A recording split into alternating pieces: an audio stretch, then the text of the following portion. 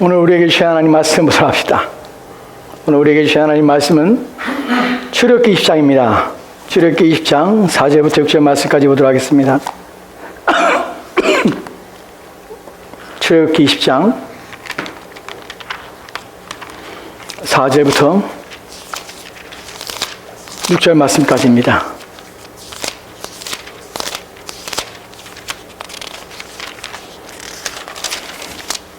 출애굽기 20장 4절부터 6절 말씀까지. 우리 찾으신 자고 한 절씩 교도하도록 합시다. 제가 먼저 4절 말씀, 6절 말씀 우리 합독하도록 합시다. 4절 말씀입니다. 너를 위하여 새긴 우상을 만들지 말고 또 위로 하늘에 있는 것이나 아래로 땅에 있는 것이나 땅 아래 물속에 있는 것이 어떤 형상도 만들지 말며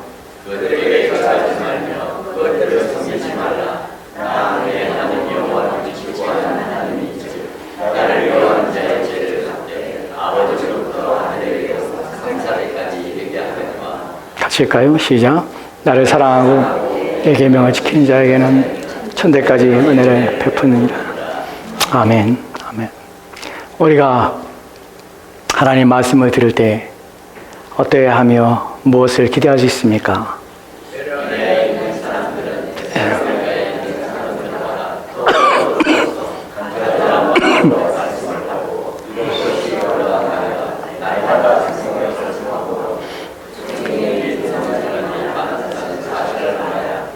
아멘.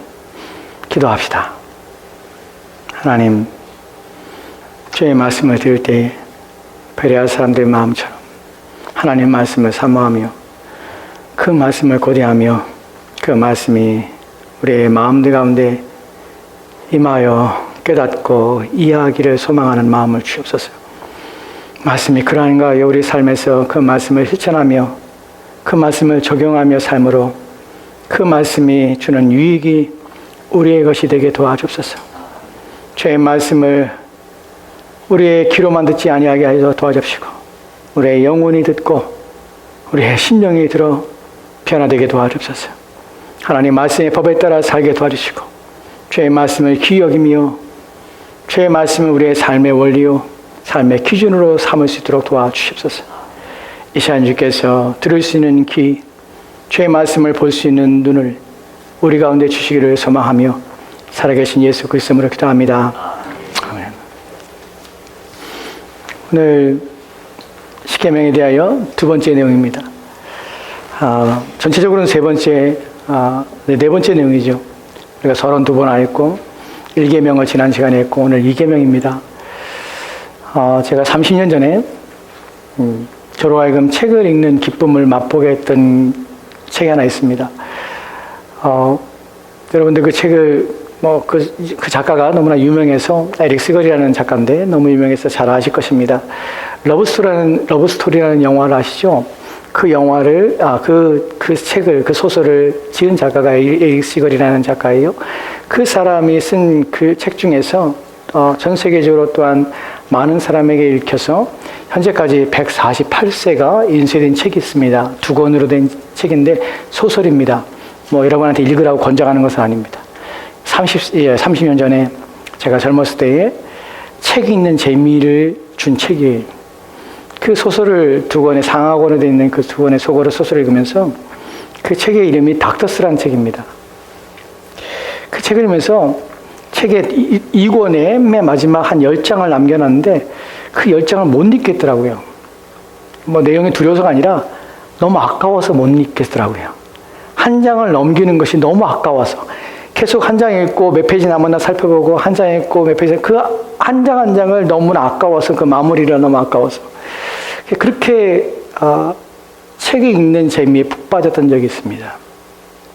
제가 이 말씀을 드리는 이유는 우리가 하나님 말씀을 들을 때에 우리가 성경을 읽을 때에 하나님 말씀을 한 장 한 장 읽는 것에 대해 아까워서 그 말씀을 살펴보고 그 말씀을 듣고 하는 것이 아까워서 그것을 한 구절 한 구절을 한 단어 한 단어가 잊어버릴까? 그 단어의 의미가 퇴색될까? 그 내용들이 혹시 내게 제대로 전달되지 않을까? 그런 안타까운 마음과 사모한 마음과 그렇게 아끼는 마음으로 우리가 하나님 말씀을 대할 수만 있다면 이것이 얼마나 우리 가운데 복될까 하는 것입니다. 오늘 우리가 하나님 말씀을 대할 때 두 번째 이 계명 앞에 섭니다. 이 계명을 저와 여러분이 함께 살펴보고 있다는 사실이 복된 것입니다. 이 계명이 반드시 여러분에게 이 계명이 실천되어지고 이 계명에 여러분이 반드시 순종하였으면 좋겠습니다. 이 계명의 의미가 무엇인지를 반드시 이해하였으면 좋겠습니다. 그리고 이해된 그 말씀이 여러분에게 적용되고 여러분의 삶에 그 말씀이 살아 역사하는 것을 보고 싶습니다. 이 말씀이 아까운 말씀이고 이 말씀이 너무나 귀한 말씀이기에 저는 이 말씀을 여러분과 함께 나누는 이 시간이 얼마나 복된지 모릅니다. 이 말씀이 얼마나 귀한지 여러분이 깊이 생각하셔서 이 두 번째 계명에 담고 있는 의미를 여러분이 깊이 이해하셔서 부디 이 말씀이 여러분의 마음에 즐거움이 되고 기쁨이 되는 말씀이 되었으면 좋겠습니다. 오늘 우리가 살펴볼 두 번째 계명은 여러분이 알고 있는 내용과 모르고 있는 것들에 대하여 말씀을 좀 드리려고 합니다. 이 계명에 담고 있는 표면적인 의미와 또 내면적인 의미가 있습니다. 여러분, 우리는 항상 계명을 대할 때마다 내가 알고 있다고 생각합니다. 이 계명의 의미에 대해서 나는 이해하고 있다고 생각합니다. 그러나 오늘 여러분 또다시 이 계명에 담고 있는 내용들 때문에 나는 여전히 이 계명을 지키지 못하고 있구나, 나는 여전히 이 계명에 대해 무지하고 있구나 하는 것을 여러분이 발견하게 될 것입니다. 오늘 첫 번째 이 계명의 내용을 좀 보도록 합시다. 출애굽기 20장 4절과 5절 말씀을 좀 보면 이렇게 기록되어 있습니다. 제가 천천히 읽을 테니 여러분 주의를 기울여서 이 말씀의 의미를 생각해 보십시오. 그리고 여러분이 알고 있던 내용이 무엇인지를 생각해 보십시오. 여러분은 이 말씀의 계명이 무엇이라고 생각하십니까? 어떻게 여러분이 이 계명의 말씀을 지키고 있습니까? 이 계명에서 하나님께서 여러분에게 요구하시는 것은 무엇입니까? 무엇이 여러분이 이 계명 속에서 발견하고 깨달아야 되는 내용입니까? 기억해 봅시다. 너를 위하여 새긴 우상을 만들지 말고 또 위로 하늘에 있는 것이나 아래로 땅에 있는 것이나 땅 아래 물속에 있는 것의 어떤 형상도 만들지 말며 그것에게 절하지 말며 그것들을 섬기지 말라. 나 내 하나님 여호와는 질투하는 하나님인즉 나를 미워하는 자의 죄를 갚되 아버지로부터 아들에게로 3, 4대까지 이르게 하거니와. 아멘. 이 말씀의 5절 하반절에 있는 내용은 제가 건드리지 않을 것입니다. 왜냐하면 그것은 또 다른 내용들이 담기 때문에 제가 이 시간에 다 담을 수가 없습니다. 제가 담고자 하는 오늘의 본문 말씀의 중요한 것은 너를 위하여 새긴 우상을 만들지 말라는 것입니다. 이것이 이 계명의 핵심입니다.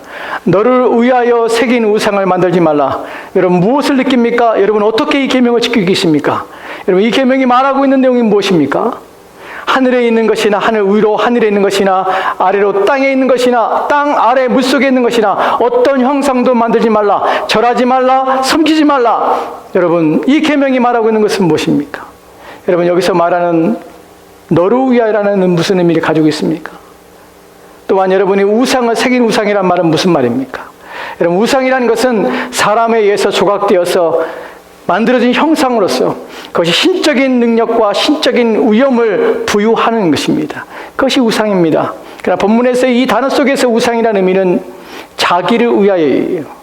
여러분 우상이라는 것은 우상의 본질적인 의미 속에서 중요한 것이 무엇이냐면 어떠한 특별한 목적에 의해서 사람에 의해서 조각된 형상인데 그 형상에는 신적인 권위와 신적인 의미를 부여하는 것, 이것이 부여된 것, 이것이 우상이라는 것입니다. 즉 첫 번째는 우상을 만드는 조건이 있습니다. 그 조건은 무엇이냐면 어떠한 특별한 의도와 목적이 그 안에 담겨 있다는 것이에요. 왜 사람들이 우상을 만드냐는 것이에요. 하나님께서는 그 우상을 만드는 대상에 대해 이렇게 말합니다. 너를 위하여라는 표현을 씁니다. 우상을 만드는 목적은 자기 자신을 위하여는 것이에요. 왜 우상을 만듭니까? 우상이 왜 필요합니까? 어떤 형상이 왜 여러분에게 존재해야 됩니까? 왜 하나님께서는 이 우상을 만드는 것을 금하십니까? 하는 부분입니다. 여러분 사람들은 인생을 사느라면 인간이란 존재는 독립적인 존재입니다. 독립적이라는 것은 자기의 판단과 결정과 자기 힘으로 살아가는 자입니다. 그것이 인간입니다. 그러나 그 인간이 독립적인 존재이지만 인간은 항상 의존적인 삶을 살아갑니다. 왜냐하면 인생을 사느라면 자기가 해결할 수 없는 문제들을 종종 맞닥뜨리게 되기 때문에 그렇습니다. 사람들은 환경에 따라서 환경의 장애를 극복하지 못하는 경우도 있고요. 자기의 능력의 장애 앞에 머물러서 그 능력을 뛰어넘지도 못하는 상황에 빠지기도 합니다. 그 사람들이 요구하는 것은 무엇이냐면 절대적인 능력, 초월적인 능력을 요구할 수밖에 없는 것이 인생을 살아가는 사람의 경험하는 것들입니다. 왜 사람들이 자기를 위하여, 너를 위하여 새긴 우상, 어떤 목적과 이익을 얻기 위하여 어떤 형상을 조각하여 거기에 절대적인 능력을 부여하며 그것에 의존하여 그것이 주는 힘과 능력을 통하여 자기가 극복할 수 없는 문제를 뛰어넘고 자기가 해결할 수 없는 일들을 극복하여 그것을 뛰어넘고 그것을 이루며 또한 그것을 자기의 만족을 삼도록 사람들은 자꾸만 그 일들을 행하는 것입니다. 여러분, 남미 가면 마야, 지금은 망하였지만 마야 문명이라는 마야 사람들이 살았던 것이 있습니다. 거기에 그 사람들은 척박한 땅을 살면서 그들이 가장 고통스러웠던 것이 뭐냐면 비에 대한 문제였습니다. 하늘에 비가 내리지 않으면 농사를 지을 수가 없었습니다. 그래서 그들이 해결할 수 없는 초월적인 능력을 그들이 기대하고 또 바라기 위해서 그들이 만든 형상이 있었는데 무엇이냐면 뱀의 형상이었어요. 그래서 그들은 뱀을 섬겼습니다. 여러분, 뱀의 형상을 만들고 그들은 그것에 절을 하며 그것에 무릎 꿇고 빌었습니다. 왜 뱀이냐면 뱀의 구불한 형태의 뱀을 보면서 그것을 세워놓고 마치 하늘에서 비가 내리는 것처럼 상징적으로 그래서 뱀을 섬겼던 것입니다. 이런 것들이 가지고 있는 것이 초월자에 대한 절대자에 대한 자기가 할 수 없는 환경과 상황 속에서 자기가 뛰어넘지 못하는 그런 문제를 극복하기 위해서 사람들은 우상이라는 것을 만들어서 그것들에게 절을 하며 그것들을 구하는 것입니다. 여러분, 저는 예전에 예수 믿기 전에는 이것이 마땅한 줄 알았습니다. 이런 행위들이 모든 사람이 하기에 저도 마땅한 줄 알았습니다. 여러분, 새해가 되면 한국에서는 무엇을 합니까? 새해 첫날 수많은 사람들은 한 해의 마지막 날 사람들은 다 동해로 갑니다. 왜 가죠? 일출을 보기 위해 가요. 떠오르는 태양을 보면서 다 뭐합니까? 다 소원을 빕니다. 여러분, 그것이 자연스러운 것처럼 보여요. 여러분, 자연스러운 것입니까? 예수를 믿고 난 후에는 자연스러운 것이 아니라 미련한 것입니다. 여러분, 떠오르는 태양을 바라보며 소원을 빈다고 그 태양이 그 빈 소원을 이루어줍니까? 매년마다 일출을 바라보며 자기의 소원을 푼다고 한 해 동안 자기가 꿈꾸는 것이 이루어집니까? 근데 사람들은 어리석게도 그런 짓을 합니다. 근데 그것이 마땅한 줄 압니다. 여러분, 우상이라는 것은 하나님 외에 다른 것들에 대하여 의존하며 의지하며 자기의 마음을 다해서 그것들에게 자기가 이루고자 하는 목적을 거기에 투사하며 그것들이 성취되기를 비는 것입니다. 여러분, 자녀를 낳지 못한 사람들은 또한 큰 돌이나 나무 앞에 가서 절을 하며 자녀를 낳기도 원합니다. 하나님께서는 그런 것들을 금하고 있는 것이, 그런다 이것이 표면적인 의미입니다. 왜 그러면 하나님께서 이제 우리가 살펴볼 내용은 두 번째 계명이 가지고 있는 중요한 의미입니다. 왜 하나님은 새긴 우상을 만들지 말는가 하는 것이에요.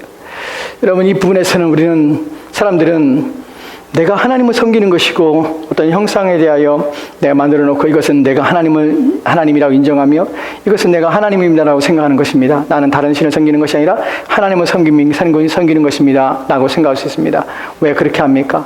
왜냐하면 우리 하나님은 눈에 보이지 않기 때문에 눈에 보이지 않는 하나님을 내가 가까이 느끼고 싶고 또한 그 하나님이 나와 함께 있다는 사실을 내가 인식하고 싶어서 어떤 특별한 상을 만들어서 십자가의 목걸이나 또한 반지나 또한 우리 집안에는 어떤 것을 통해서 내가 하나님을 가까이 모시고 또 하나님을 보며 하나님 나와 함께한다는 사실을 내가 인식하고 싶어서 그것을 하나님 형상으로 두는 그것이 잘못입니까? 나는 그것을 하나님 바라볼 때마다 하나님을 생각하고 하나님을 인식하며 하나님이라고 여기는데 그것이 뭐가 잘못입니까? 나는 하나님을 섬기는데 라고 생각할 수 있습니다.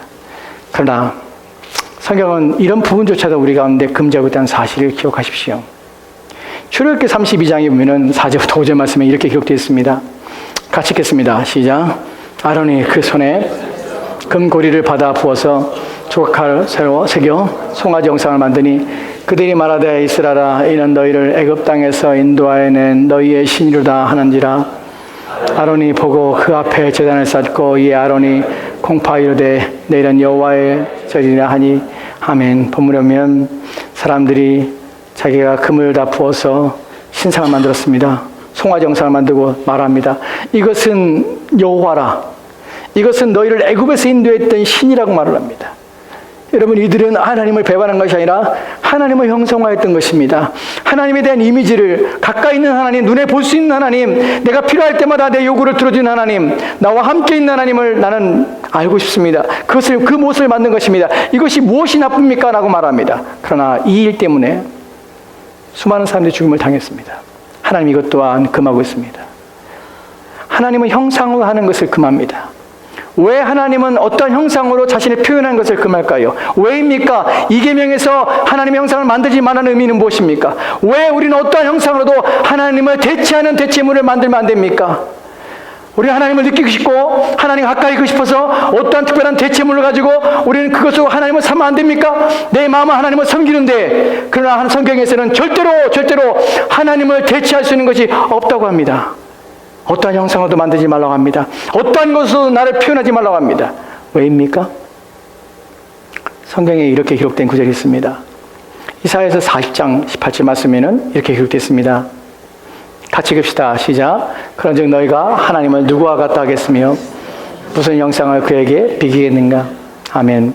여러분, 첫 번째, 두 번째 계명에서 너를 위하여 새긴 우상을 만들지 말라라는 것은 하나님, 난 우상을 만들지 않았습니다 라고 이 말씀을 지키는 것이 아닙니다.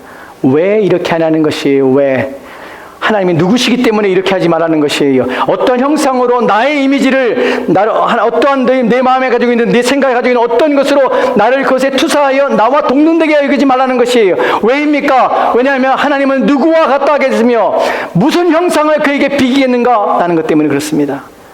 하나님은 높으신 하나님이십니다.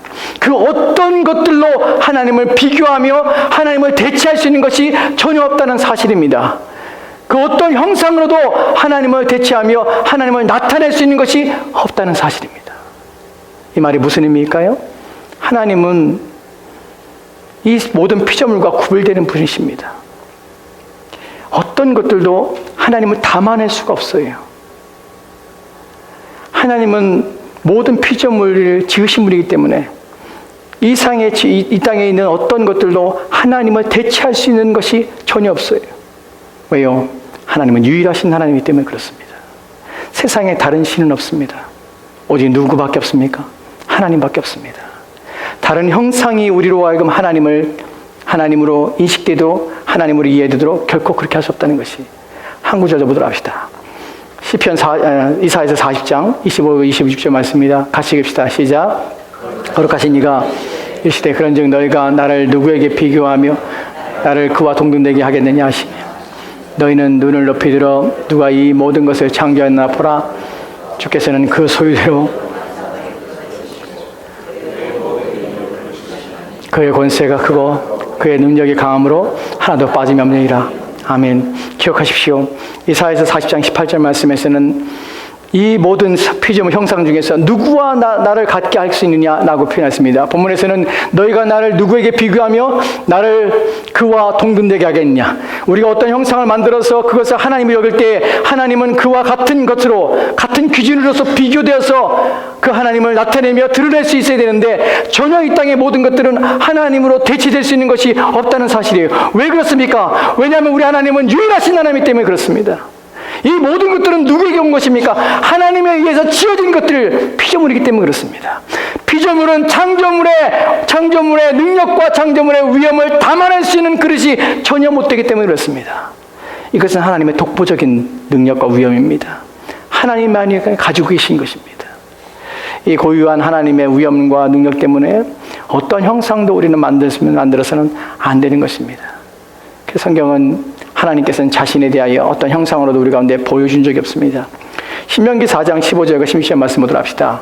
신명기 4장 15절과 16절 말씀에 이렇게 기록되어 같이 읽읍시다. 시작. 여호와께서 호렙산 불길 중에서 너에게 말씀하신 날에 너희가 어떤 형상도 보지 못하였은지요 너희는 깊이 삼가라. 그리하여 스스로 부패하여 자기를 위해 어떤 형상이라든지 우상을 새게 만들지 말라. 남자 형상이든지 여자 형상이든지. 아멘. 이 구절에서 중요한 것이 하나님께서 호렙산 불길에서 나타난 이스라엘에게 보이셨습니다. 그런데 여기에 어떤 형상도 보지 못했다고 합니다. 이것을 어떻게 하라고요? 너희는 깊이 생각하라. 깊이 삼가라. 하나님께서 어떤 형상도 우리 가운데 보인 적이 없습니다. 왜냐하면 그 어떤 형상도 하나님을 대체할 수 없기 때문에 그래요. 그래서 우리는 십자가 주다 우리는 믿음으로, 십자가 주다 어떤 형상으로 우리는 형성화했을 것을 하나님을 대체할 수 없습니다. 하나님은 유일하신 분이십니다. 그래서 이렇게 말합니다. 그리하여 스스로 부패하여. 여러분 기억하십시오. 어떤 형상을 만들어서 하나님이라, 어떤 형상을 만들어서 그 이미지를 가지고 이것 때문에 나는 이거 볼 때마다 하나님을 생각합니다. 그것은 스스로 부패한 것입니다. 스스로 악해진 것입니다. 그 자기를 위하여 어떤 형상을 만들어서 그것을 위로를 받는 행위는 악한 것입니다. 어떤 사람은 차에다가 십자가를 걸어놓고 운전할 때마다 그 십자가를 만지면서 하나님께서 안전하게 해주지 착각합니다. 우상 숭배입니다. 그것이 하나님을 대체하지 않습니다. 그것이 하나님을 여러분을 지키는 수단이 아닙니다. 하나님은 그 어떤 것들로도 표현할 수 없으며 담아낼 수가 없습니다. 자기를 위하여 그렇게 하지 마십시오. 여러분 여기서 중요한 것이 자기를 위하여는 말입니다. 이제 또 다른 내용도 살펴볼 것입니다. 여러분 이 계명에서 너는 너희를 위하여 새긴 우상을 만들지 말라는 것은 나는 그런 우상을 한 번도 만들지 않았습니다. 나를 위하여 어떤 우상을 만들거나 형상을 만들어 본 적이 없습니다. 나는 그럼 이 계명을 지켰습니까? 라고 생각할 수 있습니다. 그렇게 물을 수 있죠. 그러나 여러분 이 계명이 가지고 있는 표면적인 의미는 형상을 구체적으로 만들지 말라는 것입니다. 그러나 두 번째에 이 계명이 담고 있는 가장 중요한 내용은 이것입니다. 너를 위하여 우상을 만들지 말라는 것이 다른 차원에 있어서 이 표현이 이렇게 해석이 됩니다. 고린도서 1장 15절 말씀 보도록 합시다. 같이 읽겠습니다. 시작. 그는 보이지 아니하는 하나님의 형상이시요 모든 피조물들보다 온전하신 이시니. 아멘. 기억하십시오. 그는 보이지 않는 하나님의 형상입니다. 형상이라는 말을 기억하십시오. 누굽니까? 예수 그리스도는 보이지 않는 하나님의 형상입니다. 구약에서 하나님께서는 한 번도 자신을 어떤 형성으로 보여준 적이 없습니다. 그래서 형상을 만들지 말라고 합니다. 그런데 여기서는 보이지 않는 하나님의 형상이 드러나게 된 것이에요. 이 부분이, 이 말이 어떤 의미인지를 생각해 보십시오. 다시 출애굽기 20장 4절 말씀 보도록 합시다. 이 말씀에는 너희를 위하여 새긴 우상을 만들지 말라는 것입니다. 기억하십시오. 너희를 위하여 새기지 말라는 것이에요. 너 자신을 위하여 새기지 말라는 것이에요. 어떠한 특별한 목적을 위하여 어떤 신들을 네 마음에 두지 말라는 것이에요. 그것들을 따르며 그것들을 의존하지 말라는 것이에요. 너를 위하여 만들지 말라. 어떤 형상도 내 자신을 위하여 내 스스로 만들지 말라는 것이에요. 그런데 하나님의 형상에 보이지 않는 하나님의 형상이 나타난 것이에요. 이것이 무슨 의미인지 아십니까? 로마서 8장 29절 말씀 이렇게 되어 있습니다. 같이 읽읍시다. 시작. 하나님의 미리 아신 자들을 또한 그 아들의 형상을 본받게 하기 위하여 미리 정하셨으니 이는 그로 많은 형제 중에서 받아들여지게 하려 하심이라. 아멘. 여러분 이 구절이 이 계명의 내용을 완전히 바꿔버립니다. 왜 바꾼지 아십니까? 너를 위하여 새긴 우상을 만들지 말라. 그런데 이 형상이란 말, 이 형상이란 말, 상이란 말이 여기서 등장하며 이 형상을 담도록 한다는 말이 표현되고 있다는 사실이에요. 하나님의 미리 아신 자들을 또한 그 아들의 형상을 본받게 해요. 누굽니까? 그리스도인들이에요. 자기 아들의 형상을 본받게 하여 우리를 하여금 불러서 그 아들의 형상을 본받겠다는 것이에요. 이 말이 잘 이해가 안 되시죠?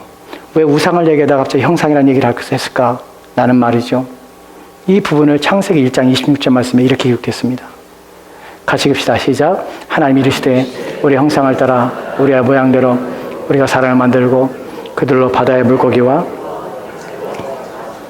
가축과 온 땅과 땅에 기는 모든 것들을 다스리게 하자 하시고. 아멘. 아멘. 이 구절에서 우리의 형상을 따라 누구를 지었습니까? 하나님께 사람을 지으신 것이에요. 여기서 말하는 형상을 기억하십시오. 이 형상은 아까 읽었던 로마서 8장 29절 말씀과 같습니다. 그리스도의 형상, 아들의 형상을 본받게 하는 것이. 왜냐하면 하나님께서 우리로 하여금 하나님의 형상으로 우리를 지음받게 하신 것이. 여기서 우상과 너를 위하여 새긴 우상을 만들지 말라는 것과 여기서 하나님의 형상으로 지음받았다는 것, 그리고 우리를 구원하신 목적이 아들의 형상을 본받게 하기 위함이라는 것이라는 것입니다. 이것이 무슨 관련이 있냐는 것이 민수기 33장 52절 말씀에 이렇게 기록됐습니다. 같이 읽읍시다. 시작. 그 땅의 원주민들을 너희 앞에서 다 몰아내고 그 새긴 석상과 부어 만든 우상을 다 깨트리며 산당을 다 헐고. 아멘. 여기서 우상이라는 단어가 어떤 단어인지 아십니까? 이 단어가 창세기 1장 26절 말씀에는 하나님이 우리의 형상대로 사람을 만들고라는 단어예요.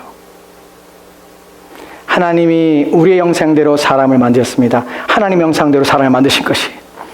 하나님이 자기의 형상대로 사람을 만드셨는데 그 형상은 인간의 타락으로 파괴된 것이. 그리고 하나님 말씀하십니다. 너희는 어떠한 형상으로 너희는 만들지 말라. 우상이라는 표현이 형상이란 말입니다. 너희는 너희를 위해서 어떠한 형상도 만들지 마라. 누가? 너희 자신을 위하여 형상을 만들지 마라. 왜 그랬을까요? 왜냐하면 우리 안에 세워질 형상은 누가 주십니까? 하나님이 주셔야 되는 것이에요. 너희는 너희를 위하여 형상을 만들고 그 형상을 따라가지 마. 형상을 부어 만들어서 그것을 의존하지 마. 너희를 위하여 만들지 말고 내가 너희에게 주는 형상이 있는데, 바로 골로새 1장 15절 말씀처럼 보이지 않는 하나님의 형상이신 그리스도가 이 땅에 오셔서 그 형상을 우리 가운데 보여준 것이에요. 또한 로마서 8장 29절 말씀처럼 그 아들의 형상을 본받게 위해서 우리를 하여금 구원하시고 우리를 불러내신 것이에요. 이 계명에서 우리가 표면적인 의미 속에서 어떤 형상도 만들지 말라는 그 말씀 속에서 나는 형상을 만들지 않았기 때문에 이제 나는 그 말씀을 지킵니다 라는 것이 아니라, 하나님이 세우신, 하나님이 너희를 위하여 만들고자 원하시며 너희에게 세우시며 또한 너희를 이루가게 원하시는 그 형상인데, 그 형상은 바로 누구냐면 그리스도 예수의 형상을 세우가라는 것이에요. 그래서 이 계명은 하지 말라는 계명이 아니라 하라는 계명입니다. 그리스도의 형상을 세워가라는 것이에요. 왜 우리한테 맡기지 않습니까? 왜냐하면 우리는 우리의 형상을, 우리 자신을 위하여 형상을 만들기 때문에 그래요. 여러분, 이 계명 속에서 중요한 것이, 우리는 우리의 형상을 하나님을 섬기면서 또 우리 자신의 유익을 위해서 내 마음대로, 내 뜻대로, 내 방식대로 하나님의 이미지를 만들어냅니다. 그리고 그 방식대로 하나님을 섬겨요. 이렇게 하는 것도 괜찮은 줄 알아요. 내가 막 이렇게 내가 하고 싶은 대로 하나님을 섬기고, 내가 하고 싶은 대로 내 마음대로 하나님에 대해 재단하기도 하고 생각하기도 하고 판단하기도 해서 내가 그 하나님을 섬기기도 하고 또 하나님에 대해 반응하기도 합니다. 여러분, 하나님께서 우리 가운데 주신 형상은 내 자신이 자기를, 너희를 위하여 우리 스스로가 만드는 형상이 아니라 하나님이 주신 유일한 형상이신 오직 그리스도 예수의 형상을 우리 안에 세우기 위하여 우리의 기준으로 그리스도의 형상을 우리 가운데 주셨다는 것입니다. 우리는 그래서 그분만을 바라보는 것입니다. 그분이 내 안에 세워지도록 하는 것입니다. 그래서 갈라디아서 4장 19절 말씀에 이렇게 기록되는 것이에요. 같이 봅시다. 시작. 나의 자녀들아, 너희 속에 그리스도의 형상을 이루까지 다시 너희를 위하여 해사는 수고를 하노니. 아멘. 나의 자녀들아, 너희 속에 누구의 형상을, 그리스도의 형상을 어떻게 해요? 이루기까지, 그리스도의 형상이 세워지기까지 너를 위하여 새긴 우상을 만들지 말라. 하나님께서는 네 자신이 세우는 것이 아니라 내가 너희를 위하여 새긴 이 형상을 너희가 세우라. 그 형상을 너희 안에 세우라, 이루라고 말씀하시는데 그분이 바로 그리스도 예수라는 것입니다. 여러분이 이 계명을 지키기 위해서 여러분이 해야 될 일은 무엇이냐면 여러분 안에 그리스도 형상을 이루셔야 하는 것이에요. 여러분 자신이 만들어내는 것이 아니라 하나님을 섬기는 방법이나 하나님을 예배하는 방식이나 그 어떤 것에도 여러분 자신의 유익과 자신의 법에 따르는 것이 아니라 오직 그리스도의 모범을 따라서 하나님을 섬기며 그리스도의 모범을 따라서 여러분의 삶을 살아간다는 것이에요. 그것이 본문에서 말하는 중요한 내용입니다. 한 구절 더 보도록 합시다. 고린도전서 15장 49절 말씀입니다. 같이 읽읍시다. 시작. 우리가 흙에 속한 자의 형상을 입은 것이 또한 하늘에 속한 이의 형상을 입으리라. 아멘. 우리가 흙에 속한 형상이라는 것은 아담을 통하여서 받은 우리의 육체를 말합니다. 그리고 또한 이제 하늘에 속한 형상은 그리스도를 통하여 얻어진 형상입니다. 이 형상을 입으리라. 이제 완전하게 질 날이 그리스도 오시면 그때 완전하게 우리가 그리스도 형상으로 완전히 바뀌는 것이에요. 말씀의 마지막을 여러분에게 이 말씀을 드리고자 합니다. 두 번째 계명이 말하는 것은 그리스도의 형상을 닮으라는 것이, 너희는 새긴 우상을 만들지 말라. 너를 위하여. 이 형상은 네가 새기는 것이 아니라 내가 너에게 주는 형상인데 이 형상은 그리스도의 형상을 너희가 닮으라. 이것이 내 안에 세우라. 이것이 두 번째 계명이 우리 가운데 주는 의미입니다.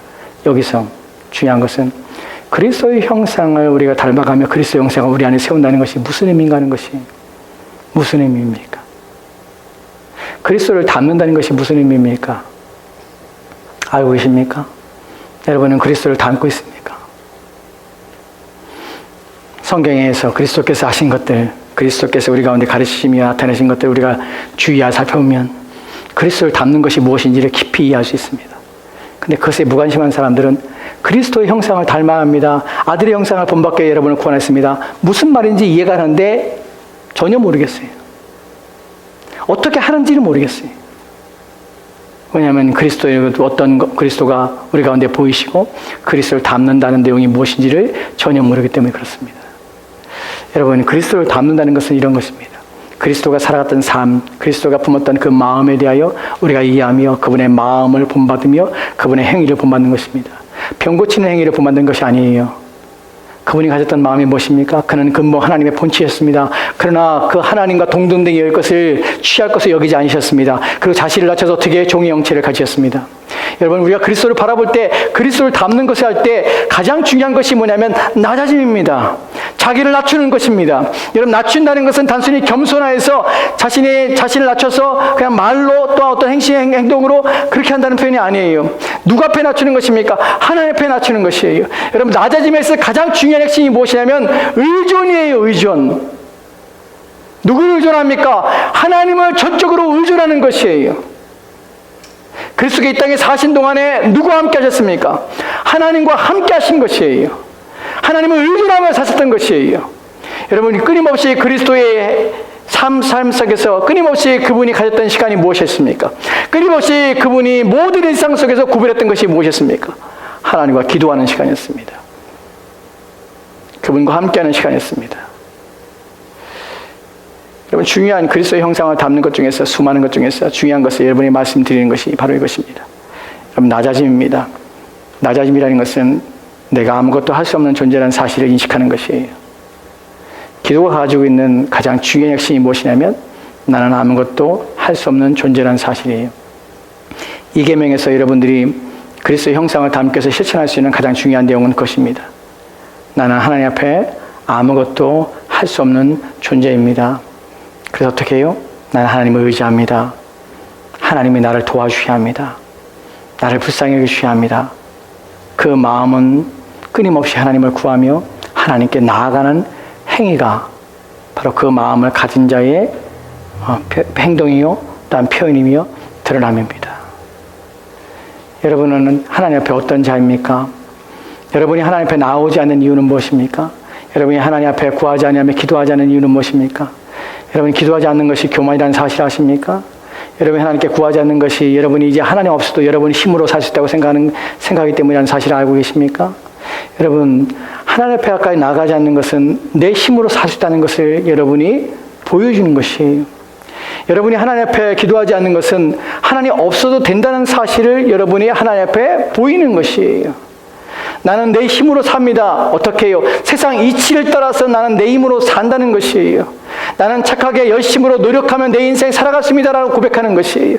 여러분, 세상 이치를 쫓아가는 것은 하나님께 범죄하며 하나님께서 원하지 않는 것입니다. 그것은 절대로 여러분의 육체와 여러분의 영혼을 구원할 수 있는 것이 결코 아니라는 것이에요.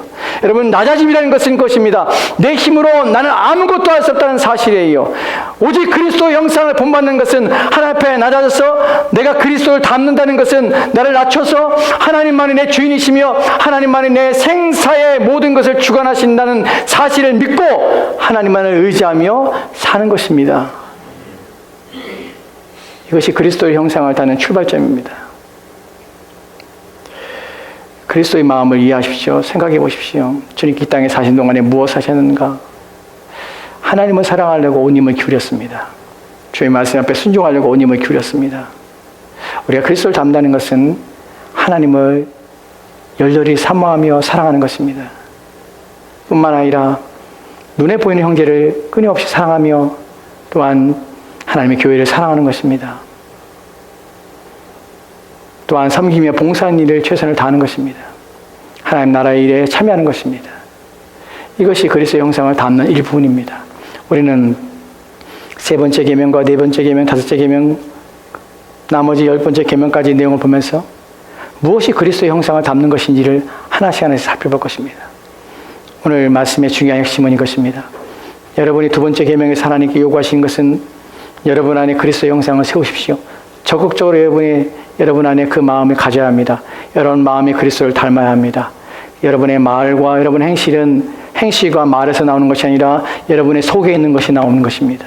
여러분 마음에 있는 것이 나옵니다. 여러분 어떠한 행위를 하는 것은 행위 자체가 아니라 여러분의 마음이 여러분의 생각을 지배하고 그 생각이 여러분의 육체를 지배하기 때문에 여러분이 나오는 것입니다. 그래서 그리스도를 닮는다는 것은 행위가 아니라 마음입니다. 이 마음이 그리스도를 닮아야 하는 것이, 그리고 이 마음이 그리스도가 이 마음에 임해야 합니다. 그럴 때 여러분의 생각과 여러분의 행동이 변화되기 때문에 그렇습니다.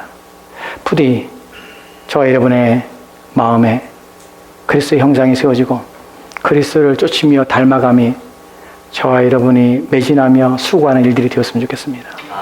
그것이 신자여 그리스도인의 우리를 구원하신 목적입니다. 기도합시다. 하나님, 오늘 우리에게 주신 두 번째 계명을 기억하게